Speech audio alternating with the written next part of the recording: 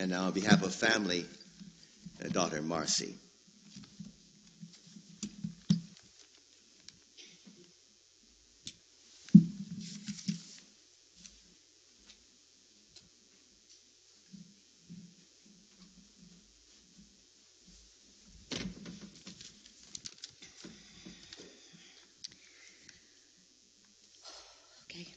Thank you all for coming today. I'm not a great speaker like my mother, who I know could come up here and nail it, so you'll forgive me. I'm going to do the best I can. I wanted to talk today about my favorite 10 memories of my father and me. Okay. Starting out when I was a little girl, I remember my dad used to carry me on his shoulders. You know how you hold a little kid, and I used to love when he carried me around like that because I was little and I could see over everything, and I felt really cool and tall, so I really loved that. Most of you probably know for a long time my dad was a chemistry teacher, and his chemistry lessons weren't only in school. We were lucky enough to have chemistry lessons at every meal or everywhere we went. So if we were out to eat or even in the kitchen table, and as children notice things like, oh, look at the bubbles that are forming on the outside of that glass, we would get a whole lesson on why the bubbles are forming. The molecules are doing this, and the neutrons and protons are doing that, and this gas is turning to a solid, or this whatever. It was constant everywhere, and as children, we probably didn't think it was so cool and zone out. But I got to tell you, now as an adult, whenever we're somewhere, or even with our friends, or even with our children, I can say, you know why that is? And give an explanation, so people think I'm really smart. So thank you, Dad, for that. And my favorite one was, I never could understand a thermos because it's just a metal bottle. And I'd always say, because if you pour hot in a thermos, it stays hot. And if you pour cold in a thermos, it stays cold. And I would always say, Dad, how does it know which one to do? So he explained that to me, and I still remember to this day. And my third favorite memory is going to the Jersey Shore. I really loved going in the ocean. Mom liked to stay on the beach, but Dad loved to swim in the water, as did I. Loved to be in the water a lot. And when you're a little kid and sometimes the waves, get really big, it's kind of scary to see a big wave coming. And then when I was a kid, my dad taught me, all you have to do if a big wave is coming is just duck down in the water, the wave will go over your head, and you come back up and you're fine. He taught me that when I was young, and it was right. So I spent a lot of time in the waves and didn't have to be scared of being knocked over. And he also taught me how to swim through the wave. So if a big wave could come, also he said you could just swim right through it and come out the other side. So thanks, Dad, for teaching me about the waves. I've used that quite a lot, especially since I moved to Florida when I was 18. My next great memory of Dad on my list of 10 is one time my dad and me and my two sisters went camping. She's laughing already. And I don't remember exactly. Somehow we had a tent, I don't know from where, and some camping supplies and a rubber raft.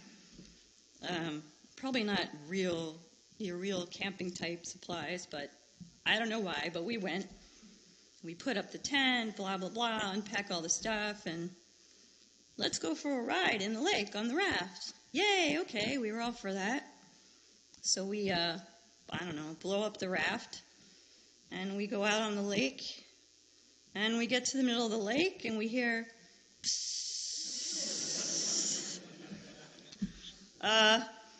Dad, there's water leaking into the raft. so that we're all, doing this with this, trying to get back to the shore before we fall into the water. But just a good memory for the rest of my life. It was a funny one. So, Dad, thank you for that. Number 5 is every summer, since my dad was a teacher, every summer he would work at different sleepaway camps, and we would go to sleepaway camp, and my dad would work there. So it was kind of cool because we got to see things, I guess, that other campers didn't. Sometimes my dad ran the kitchen. He was in charge of the whole kitchen, bringing in the food, ordering the food, the dishes, everything. He was the main kitchen guy. So it was cool. I could go in the kitchen, and he would give me ice cream or cheat some other way. But it was nice having my dad at camp. It was a different experience, and I enjoyed it. I enjoyed seeing all the little things that the other campers didn't, especially the last camp. I remember he had a trailer that he was staying in, not in a cabin. It was like a trailer. It was like the first time I ever saw a trailer, because I was, 14 years old. And I thought it was so cool, the trailer. So thank you, Dad, for being with me at summer camp. Number 6 is my dad really liked watching James Bond movies, and I did too. I was kind of a strange kid because I was kind of a geek. I still am a geek. So I would like watching James Bond movies, so something that we did together a lot. We would watch the movies and talk about them, and we were very into them. I even learned how to play the James Bond theme on the piano. So thanks, Dad, for showing me James Bond, which I still love to this day. Number 7, as I mentioned, I'm kind of a geek. And when I was a kid, Star Trek was my favorite show, which I'm still into Star Trek today. And when I was, I don't remember, 8 or 9, I don't remember exactly, but there was a Star Trek convention in Philadelphia at the convention center. And probably my dad didn't like Star Trek because I used to watch it alone, but he took me to the Star Trek convention, and I was really excited. And that was the original Star Trek show. So they had, William Shatner, Leonard Nimoy, all those people there, and I got a bunch of autographs, and it was like one of the best things I ever did. I still remember how cool it was, and I still even have the autographs in a box in our closet. So thank you, Dad, for taking me to Star Trek convention. Number 8 on my list is soap opera time. My dad loved watching soap operas for some reason.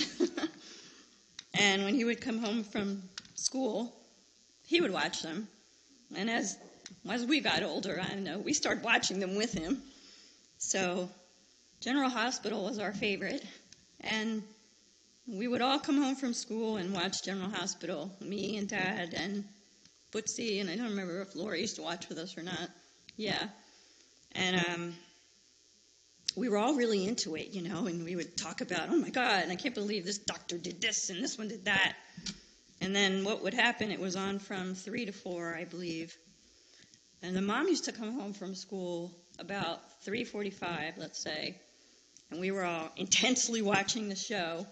Mom would come in the front door and say, I'm home. And all of us, including Dad, would go, shh, we're watching General Hospital.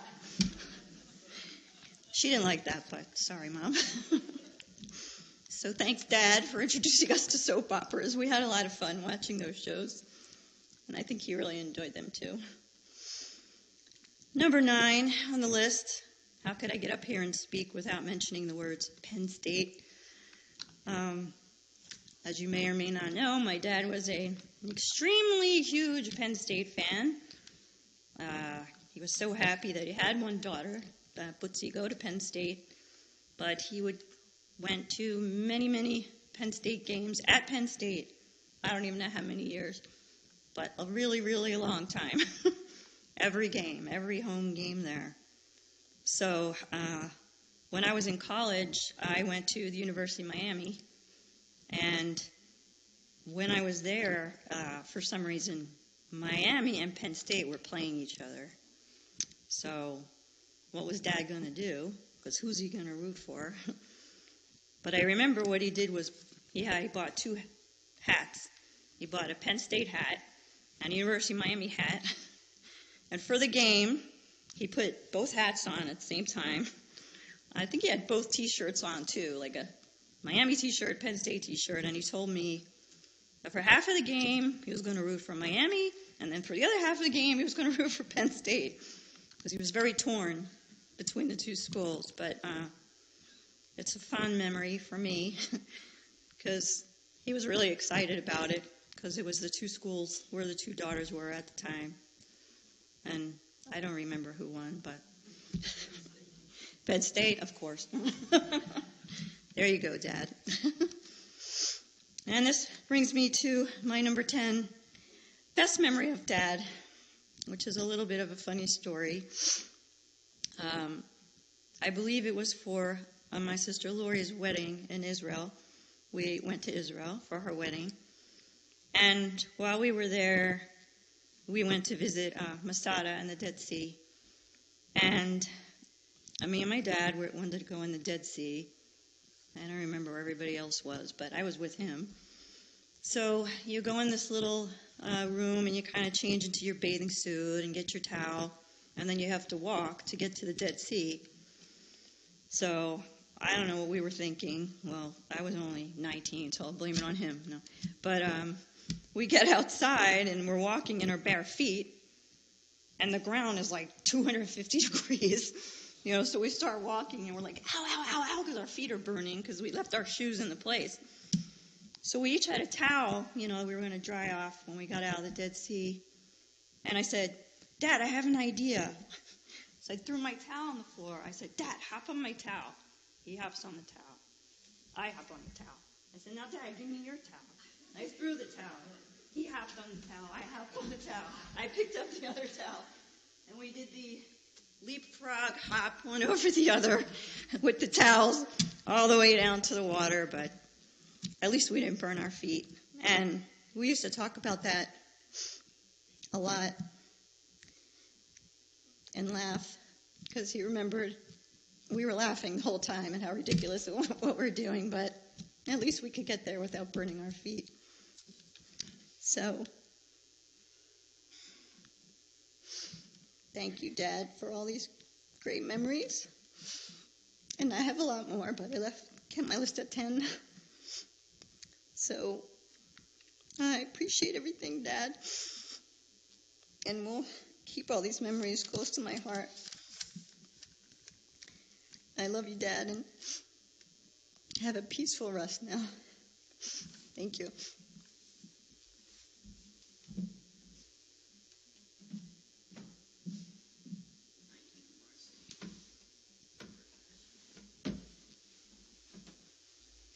And Jay, speaking on behalf of Woodsy.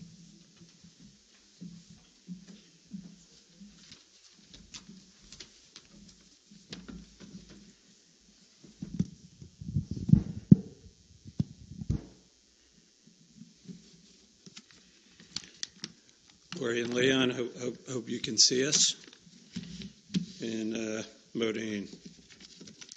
So Butzi asked me to share some memories that she has of Sabi. So first, he was a gourmet cook. Some of his specialties were chicken Kiev and crepes, and he had a well-worn chef's hat and apron he last used this past January to make challah and chumantashen with her. He drove her to gymnastics 5 to 6 days per week in Manayunk for many, many, many years. They spent many hours together going to gymnastics practice. Some of his nicknames were Mr. Butzi, Stan the Man, Stash, and Hans. She's still proud of the special trophy he made after she retired from gymnastics, including all the special honors that she earned in high school.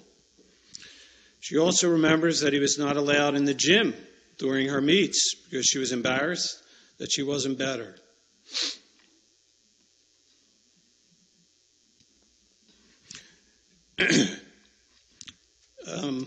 If she was the son that he never had.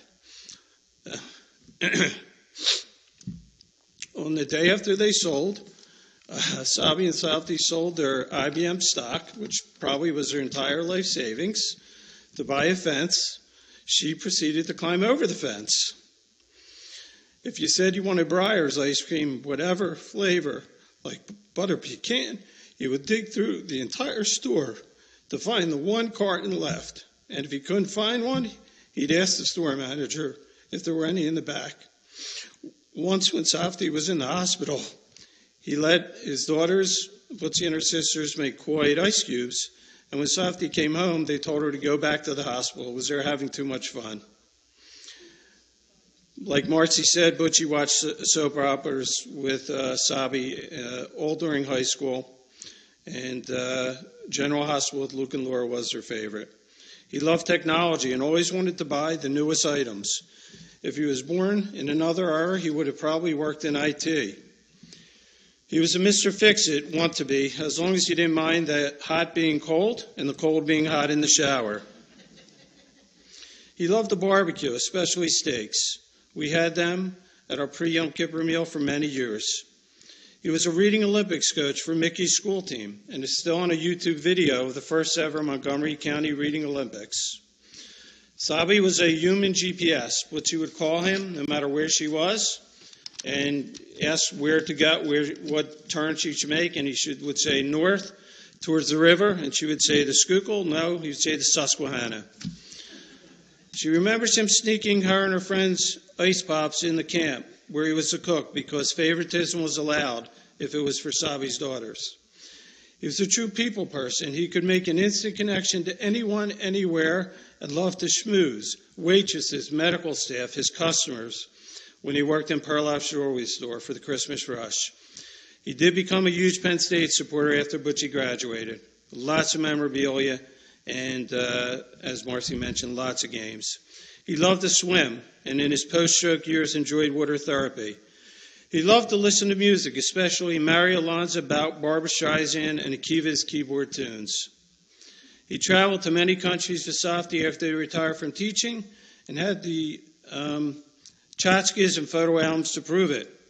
He considered himself quite the bartender for mixed drinks, but always loved beer and tapioca pudding, but not together. When Butchie was writing this last night, she had tears in her eyes and a smile on her face. He was the best father ever. I have a couple personal things. My relationship with Sabi got off to an interesting start. At our second dinner together, he ate some Chinese food that didn't agree with him, started to look a little pale. I got up to help him, and he leaned forward, hesitated, and then threw up all over me. A truly beautiful start to a 30-year friendship. The next time I saw Sabi a few months later, we sat down in his den, and he left the room and came back with a poster board. I couldn't figure out what the poster displayed until he started to explain the different cuts in the 4 C's of diamonds for an engagement ring. He wanted to make sure I had this information just in case I was ready to ask for his permission to marry his daughter. I did indeed ask her his permission that day, and my life with the Cohens was sealed forever. From those early years, our relationship grew to include long rides to Penn State's blue-white games, in which we talked about everything. Sabi was a very easy man to talk to, never judgmental and always supportive. I was privileged to know you. And I want to thank you for 2 very important things. Always keeping life in perspective and making sure family came first. When we first got married, we were having some difficulties, money difficulties. I was in school. We didn't have any money, basically. But we decided we wanted to buy a house. So we were both accountants at the time, and we spent many hours preparing a detailed presentation for Sabi and Safti. They asked if they would co-sign for us on a mortgage. Well, we never paid it past the first line or two before he cut us off and said yes. Never forget that. and for creating an incredible role model. They say that when you're on your deathbed, you never say, I should have spent more time working and less time with my family. Over the past July 4th weekend, when we shared a last shot of scotch, which Safdie thought I might have killed him, but I didn't, we sang a lot of old Army songs and laughed about many things, and there was no regret in your face. We can only aspire to end our life that way.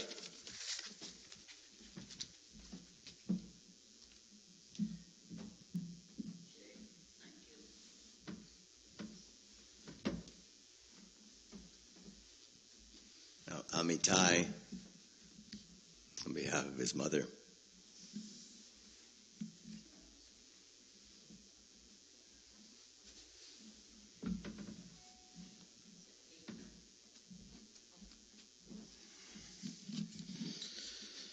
Dear grandfather, for us, the grandchildren will always be known as Sabi.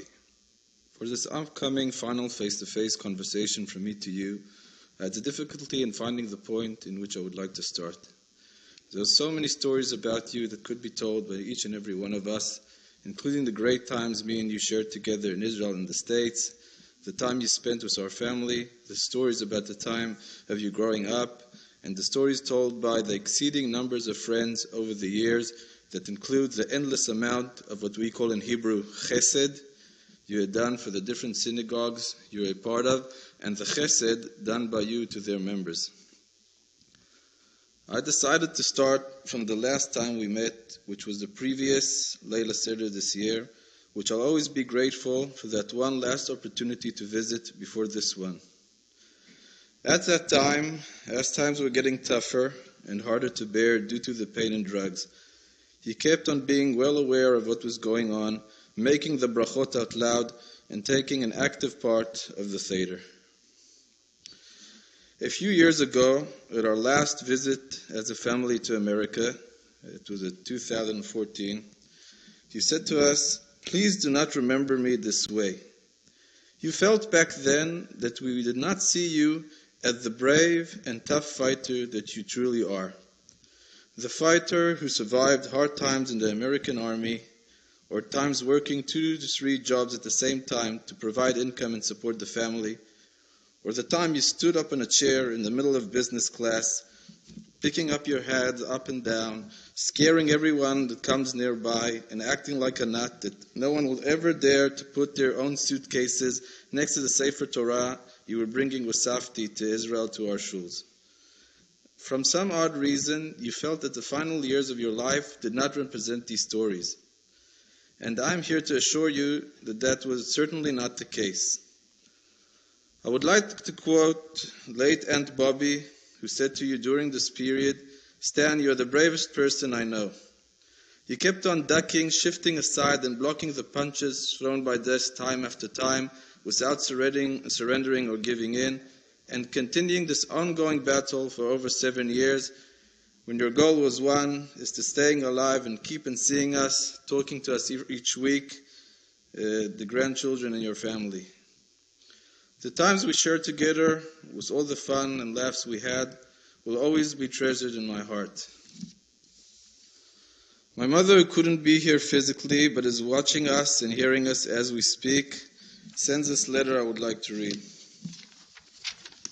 on her behalf. "Dear Daddy, it is hard for me to believe that I will never see you again. I have so many memories of happy times that we enjoyed together as a family floating in my mind.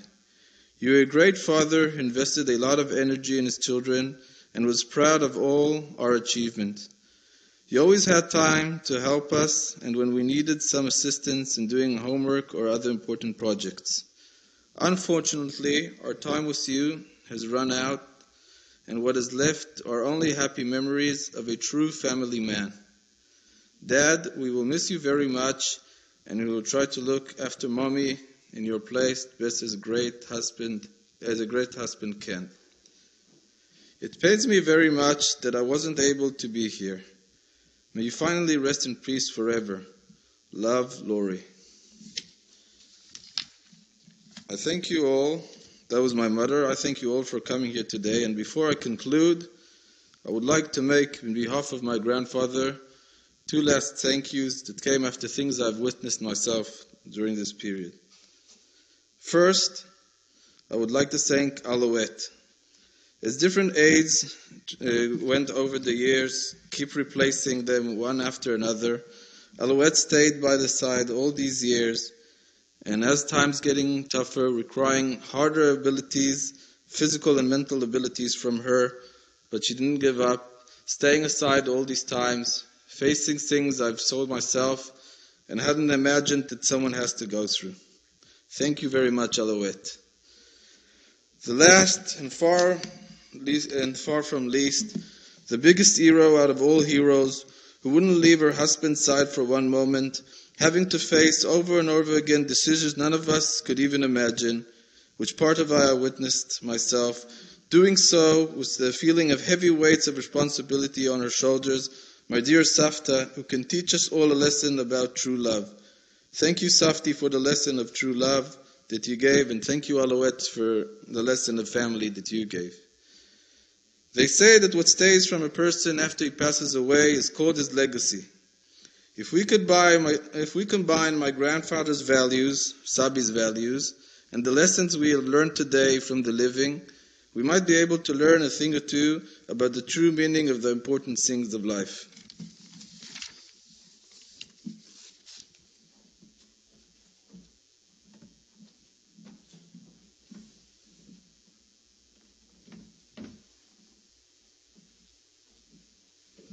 Akiva.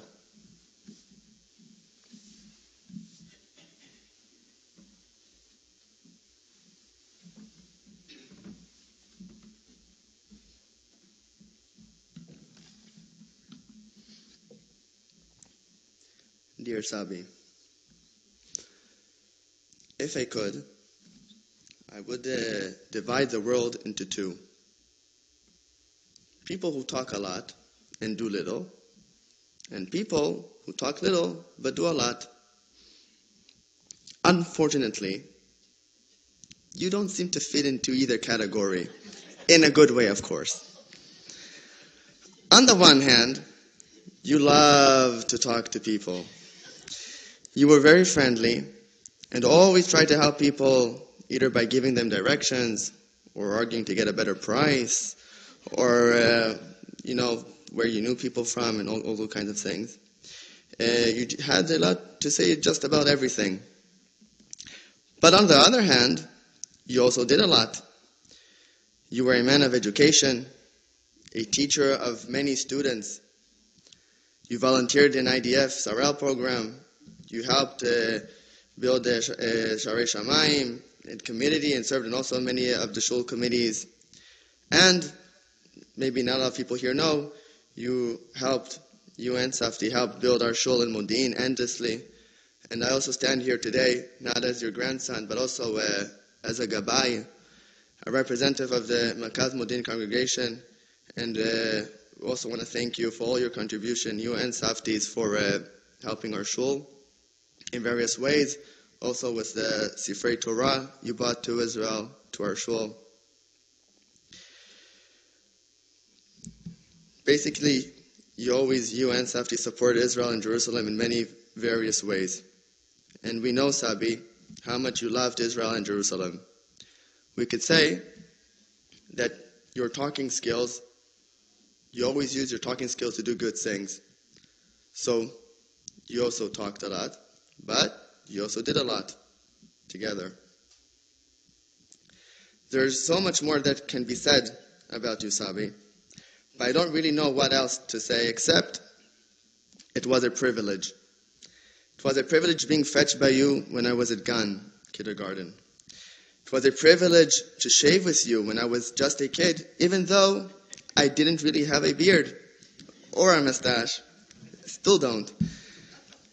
It was a privilege to spend all those summers here in the States with you and Safti. It was a privilege to watch your big black screen TV with you, and of course, falling asleep in front of it. It was a privilege to fall asleep on your belly too. It was a privilege to participate with you in the Mishpacha Olympics. It was a privilege to have water gun fights with you in our garden. It was a privilege to be taught by you how to ride a bicycle. It was a privilege to swim with you in the swimming pools during the hot summers in Israel. And Israel knows to have hot summers. It was a privilege to have a Shabbat meals together at home, hotels, kibbutz Levi. And God knows how much you loved that, doing Shabbat meals together, singing Shabbos songs. It was a privilege to dance with you at my bar mitzvah. It was a privilege to go on the cruise ship for my bar mitzvah trip with you and Safti, drinking chocolate milkshakes.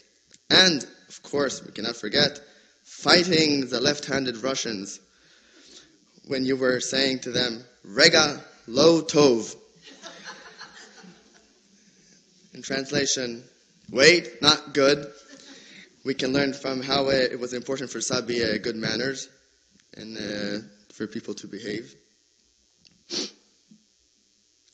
It was a privilege to spend time with you and Safti at your timeshare in Levi Yerushalayim. It was a privilege to go with you and Safti to Israeli Philharmonic Orchestra or hiking the water at Tzidkiyahu Tunnel in Jerusalem. And of course, it was a privilege to eat ice cream with you and Safti in the middle of the night on Ben Yehuda Street when everybody looked at us as if we were crazy. It was a privilege to cook, bake, and flip pancakes and omelets with you. It was a privilege to eat in good restaurants like Laguta with you. It was a privilege to go shopping with you, since you always made sure we get the best price. True. Basically, it was just a privilege to know you. And I can continue this endless list more and more and more. But I think I will just conclude and say, it was a huge privilege to be your grandson. And as you used to call me, best kivi in the whole world. Hope you forgive me, forgive us for everything. And may you continue to look after us from up there like you did so well down here. Love you, Sabi. May your soul rest in peace.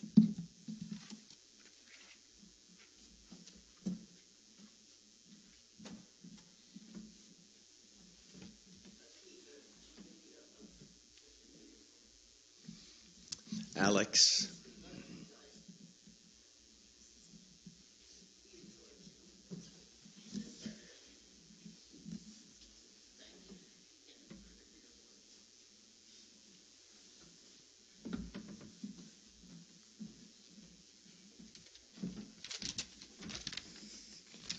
Hi, I'm Alex. I'm Marcy's daughter. I feel very fortunate to have had a Sabi like I did. Always full of stories, laughter, and love. Always wanting to put a smile on others' faces. He was very caring and kind. He will be truly missed. I have 3 fond memories I'd like to briefly touch on. Of course, there are countless ones, but I picked 3. The first was in kindergarten. It was Grandparents' Day, and Sabi and Safti came to school. Well, of course, I have the coolest grandparents ever, and Sabi did not disappoint that day.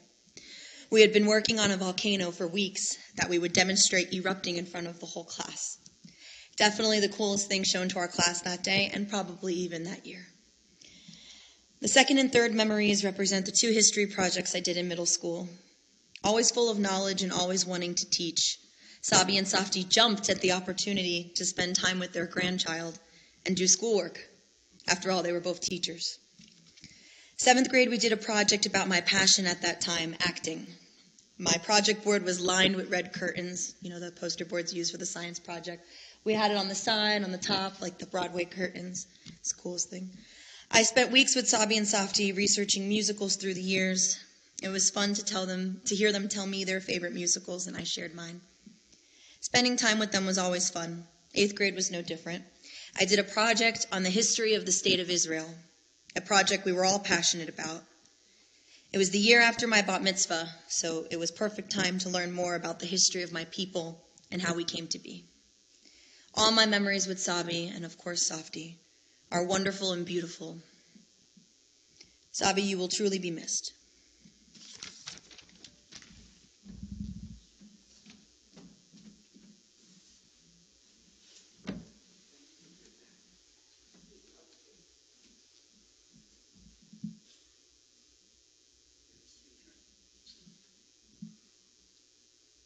Eitan.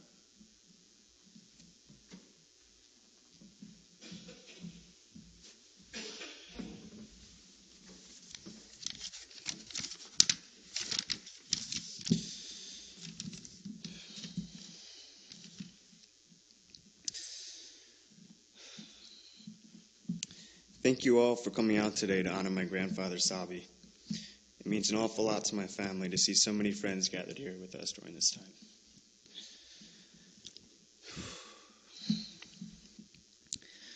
Floating around through space on an unsympathetic ball of dirt and water, it can be all too easy to live a life devoid of direction and meaning. This is not the life that Sabi lived. Sabi fought to live a life of passionate purpose. He was a builder, a creator. He was a shaper of minds. He founded and constructed synagogues, literally building communities with his bare hands. Their continued existence is a testament to his sheer force of will and prescient stewardship. He opened the eyes of countless students to the wonders of chemistry, inspiring them to pursue careers advancing humanity's collective knowledge. In college, after a slight gaffe at the scorer's table while working a basketball game, he even got the audience of an entire gym to rise to their feet and furiously chase him out of the building. Who else could so easily inspire that many people to action? Sabi had a strong gravitational pull. Anyone who wandered into his vast orbit was instantly hooked. My favorite picture of Sabi is of him in his white swimming trunks on a cruise ship while on vacation. He is surrounded by a rapt audience, all eyes transfixed on the live man on center stage, who, with head tilted back, is chugging a towering glass of beer so large that would have likely sent any number of his beloved Penn State Nittany Lion offensive linemen to the ER to have their stomach pumped. But not Sabi. With his patented Cohen belly, which was still in early stages of development at that time, he likely burped and asked for another one. Like grandfather, like grandson. Sabi was 30 when my mom was born, the same age my mom was when I was born. While his love of beer skipped a generation, we were all strikingly similar. Just as Sabi spent years ferrying my mom to gymnastics practices and competitions, my mom performed the same thankless ritual for me as I flirted with the idea of becoming the first athlete to play professional soccer, basketball, and baseball.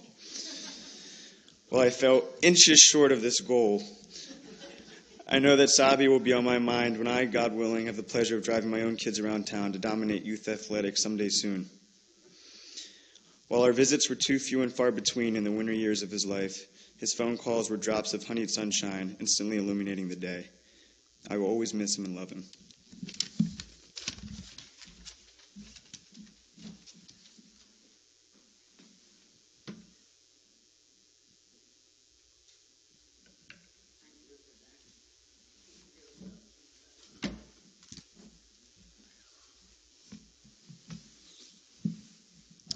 Chazal, in particular the Yalkut, relate that when the Mishkan, the tabernacle, was completed, that Moshe Rabbeinu produced an accounting of the construction costs.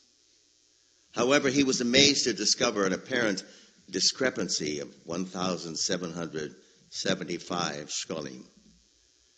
At that moment, he noticed the krasim, the clasps, which held the tabernacle together. We are quick to admire the exotic, the unusual, the dramatic. It catches our eye. But we may neglect to appreciate the familiar, the things that surround us daily. Moshe surely took pride when he saw the Aron HaKodesh, the menorah, the Mizbeach. Did they outshine each tiny keres? The krasim, the clasps, responsible for making the tabernacle a whole unit, a one. As we read in Shemos Chofav Pasuk Vav, And thou shalt make 50 clasps of gold, and couple the curtains one to another, with the clasps, that the tabernacle may be one whole. A synagogue is a sanctuary in miniature. Some members symbolize the Aron HaKodesh, the Ark, devoting time to Torah study or supporting B'nai Torah. Others, who like the altar, offer their time and energy for the benefit of the shul. And still others, like the menorah, see to it that the sanctuary is bright and comfortable. There are, however, those members who, without fanfare, keep the shul moving forward. These are the krasim of our shuls. And this was Stan Cohen. I remember the few years we shared together at Shara Shemayim. He was omnipresent. He was always doing.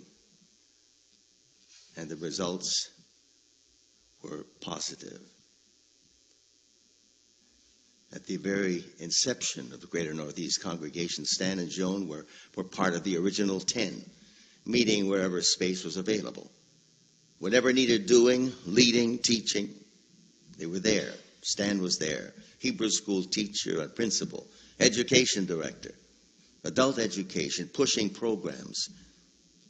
We suspect he may have picked up direction from the famous Rabbi Silver in Harrisburg, his rabbi in Harrisburg as a young. Also, Rabbi Silver was a leader of Agudas Yitzhak Rabbanan. And all the while, he had what took to drive science programs, chemistry programs, Washington High, or later on Holy Family College, and plenty of energy to back Joan in her ambitions, leading to the presidency of Shara Shemayim. There were too few Krasim Jews remaining, which makes the passing of Stanley Cohen so painful.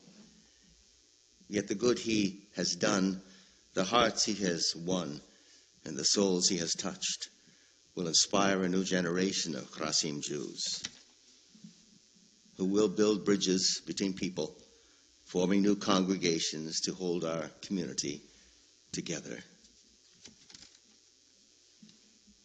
Let Stanley Cohen pass into eternity, his record assured, his harvest to come not only from all that he has accomplished, but from what you will continue to do, in order that from on high he may bless your work and be himself blessed with the peace which passes understanding. As we say, as we have always said, Adonai nosan, Adonai lokach, Yehi Shem Adonai mevorach. The Lord giveth, the Lord taketh. Blessed be the name of the Lord. Please rise for the memorial prayer. El Moli Rachamim, Shochein Mamreimim, Amitzei Menuchanechono, Al Kanefei Ashchino, Mimalos Kedoshim Udhoirim, Kezohar Horoki Amazhirim, Es Nishmos, Shemenos Ben Avram Sholach, Leolamo, Meganeiden Tehem Menuchoso, Onobal Horachamim, Nasdirehu B'Seiser Kenofov, Leolamim. Vizror HaChaim, Es Nishmoso, Adonai Onagaloso, V'yanuach B'Shalom, Al Mishkovo, V'nomar Amen.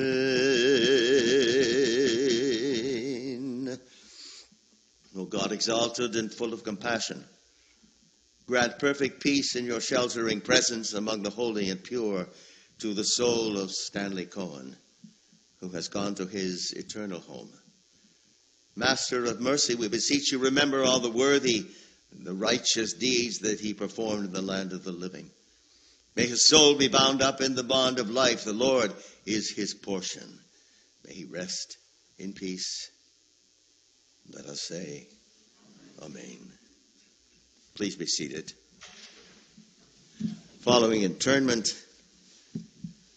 at Shalom Memorial Park, the family will return for Shiva to the home of Butzi and Jay Weinstein, 302 Bala Avenue, Bala Kinwood. I'm sure the directions are in the handout.